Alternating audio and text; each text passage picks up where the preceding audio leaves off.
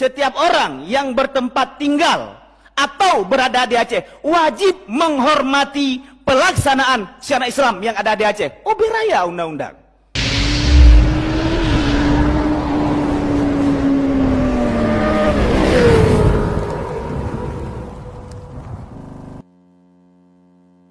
Kepada Dinas Satpol PP dan WH sangat luar biasa bekerja dalam bulan Ramadannya tentang pengawasan syariat Islam.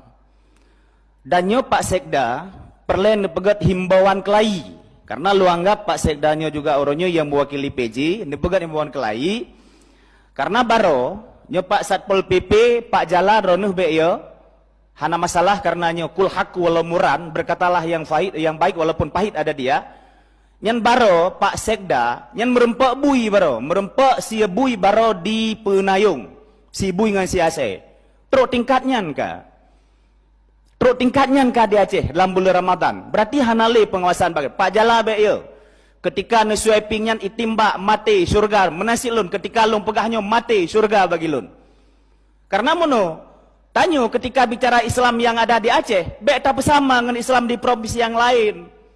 Islam di provinsi yang lain itu tergantung kepada individu, tergantung kepada perorangan. Galak Islam diikut, hana galak, hana diikut. Di Aceh tidak.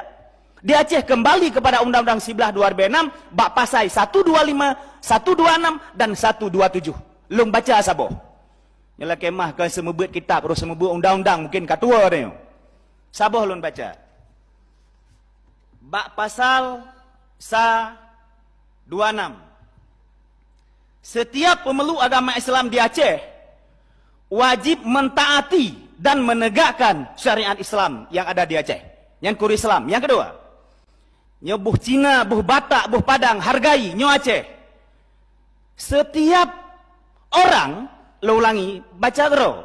Setiap orang yang bertempat tinggal atau berada di Aceh wajib menghormati pelaksanaan syariat Islam yang ada di Aceh. Oh, beraya undang-undang. Biraya, saboh tu. Pemerintah Aceh dan pemerintah kabupaten yang ada di Aceh wajib menyelenggarakan syariat Islam yang ada di Aceh. Kiban mufhum wajib. Ustadna, mayusabu ala fi'lih wa yu'aqabu ala tarkih. Merempak salah ketika kita nyopubut, merempak dosa ketika kita nyotinggai. Mungkin nyojit ke ingatan kita nyoban Bandung, lung manusia biasa lebih kurang lah kemah.